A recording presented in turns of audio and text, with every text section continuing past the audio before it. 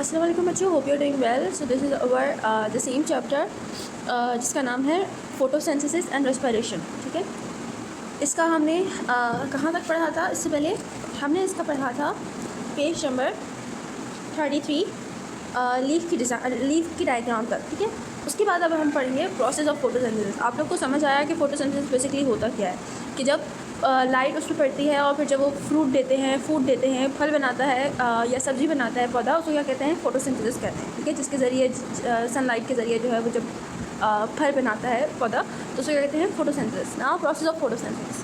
Process क्या है photosynthesis का? Air containing carbon dioxide gets into the leaf through millions of stomata. Stomata आप लोग ने पढ़ा था क्या होता है? स्टोमेटा आप समझ लो कि पोर्स की तरह होते हैं। जिस तरह हमारी स्किन में भी छोटे छोटे गोल अगर आप लोग गौर से देखो तो छोटे छोटे गोल होल्स बने हुए होते हैं, और जिनको हम पोर्स कहते हैं अपने। ठीक है, और स्पेशली फेस पे होते हैं। ठीक है, तो जब एयर जिसमें कार्बन डाइऑक्साइड होती है वो लीफ के अंदर जाती है, किसके ज़रिए? स्टोमेटा के ज़रिए।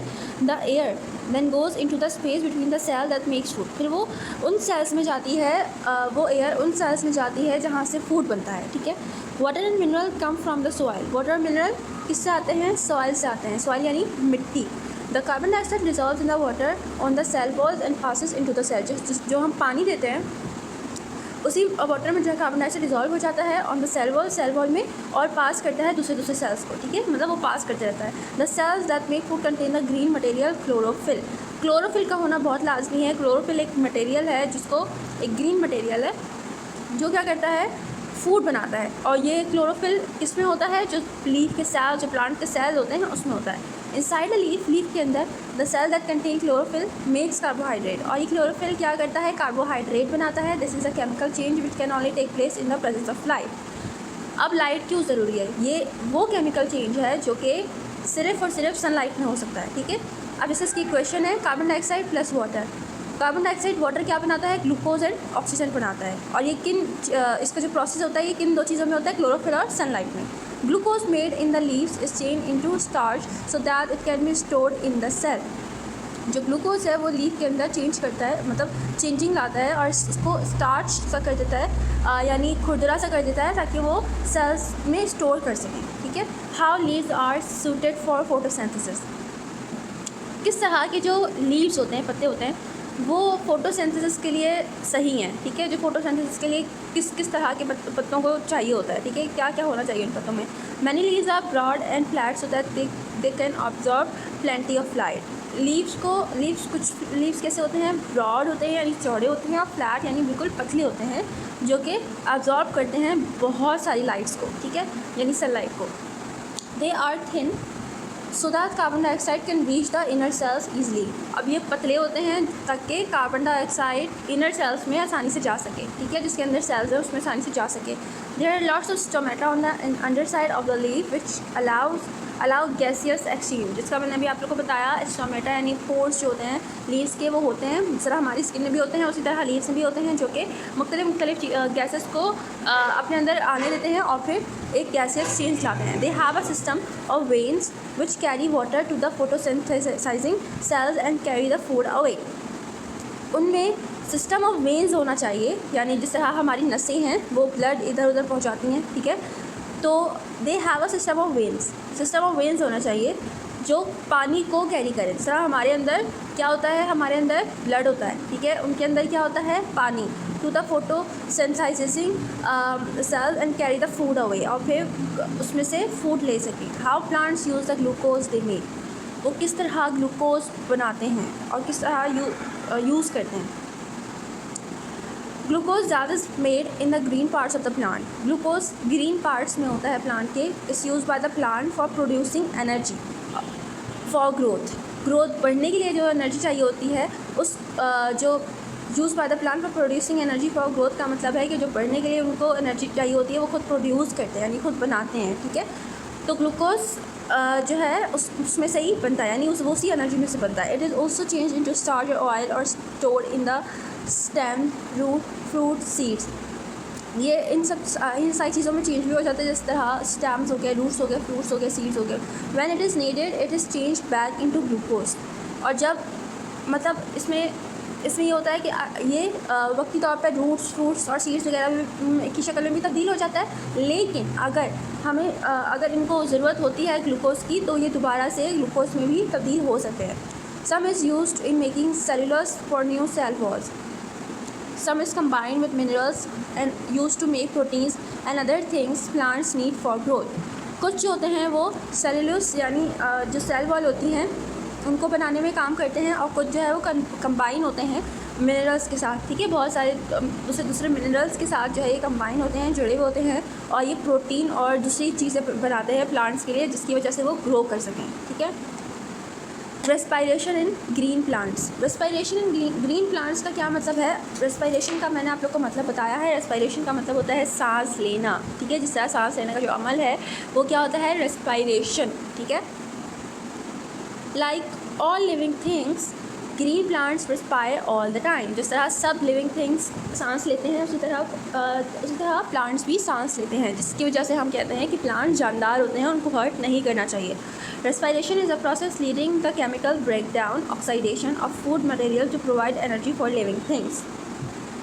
रेस्पायरेशन वो प्रोसेस है जो कि केमिकल ब्रेकडाउन के ज़रिए होता है, ठीक है। केमिकल ब्रेकडाउन के बाद होता है, जिसको हम ऑक्सीडेशन भी कहते हैं। Oxidation of food material to provide energy for living thing, food material के लिए ऑक्सीडेशन मतलब करनी पड़ती है, उनको केमिकल ब्रेकडाउन करना पड़ता है ताकि वो दूसरे यानी हम जैसे इंसानों को, जानवरों को भी एनर्जी दे सकें।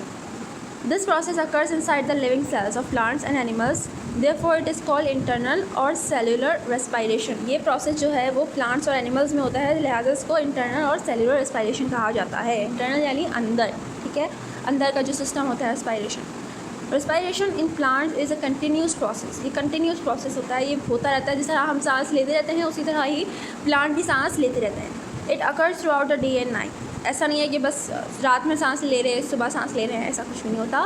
पूरे 24 घंटे प्लांट सांस लेते हैं जब तक वो मुरझा ना जाए।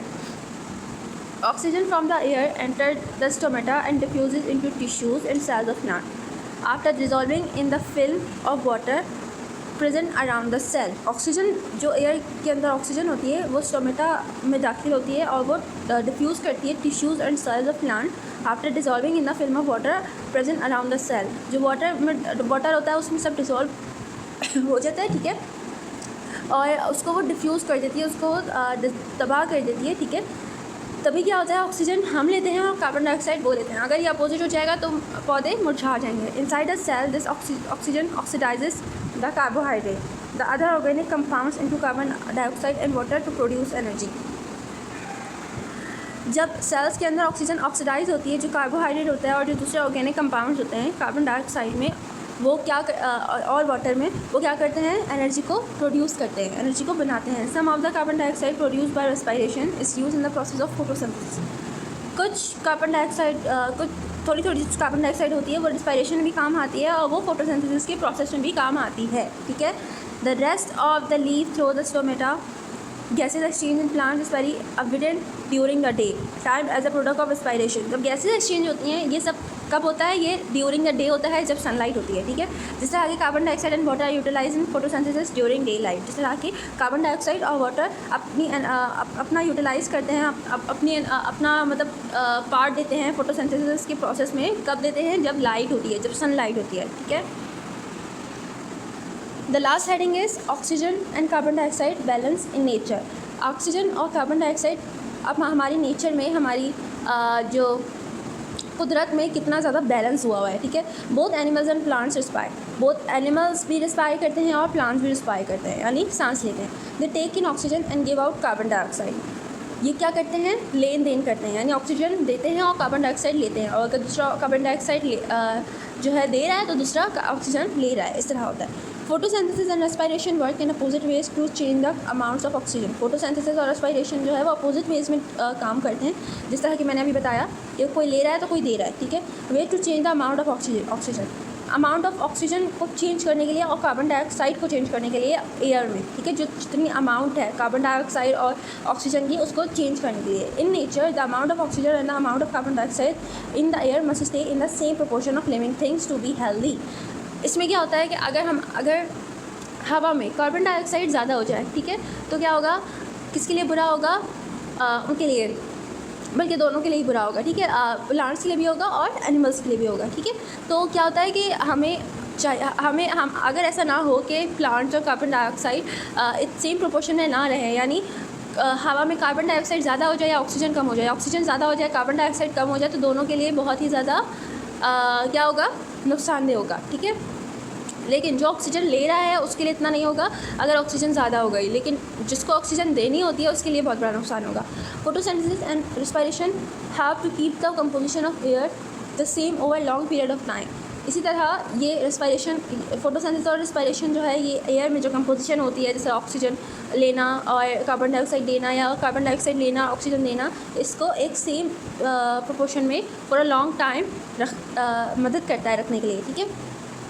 अब अगर आप लोग ये देखें डायग्राम, तो रेस्पायरेशन इन प्लांट्स के नीचे इन्होंने लिखा है कार्बन डाइऑक्साइड, यहाँ से वो रेस्पायर कर रहे हैं और वो कार्बन डाइऑक्साइड कहाँ जा रही है, ऊपर फोटोसिंथेसिस इन प्लांट्स, प्लांट्स में हो रही है, फिर वहाँ से वो ऑक्सीजन बन के दोबारा नीचे आ रही है, ठीक है। और वो ऑक्सीजन बन के यहाँ जा रही है, प्लांट से भी जा रही है और कहाँ जा रही है, जो एनिमल बना है वहाँ भी जा रही है। और फिर जब एनिमल रेस्पायर करते हैं तो फिर वही प्रोसेस शुरू हो जाता है। जब एनिमल रेस्पायर करते हैं तो कार्बन डाइऑक्साइड बाहर फेंकते हैं, फिर वो पौधों में जाती है, फिर वो फोटोसिंथेसिस होता है और मतलब लाइट के सनलाइट के ज़रिए फिर वो ऑक्सीजन में कन्वर्ट होके यहाँ पे प्लांट्स में आता है। और फिर प्लांट्स में थोड़ा बहुत किस लिए आता है, क्योंकि उनको मतलब देना होता है, ठीक है, यानी प्लांट जो है वो ऑक्सीजन देते हैं, फिर यहाँ से वो एनिमल में, ठीक है।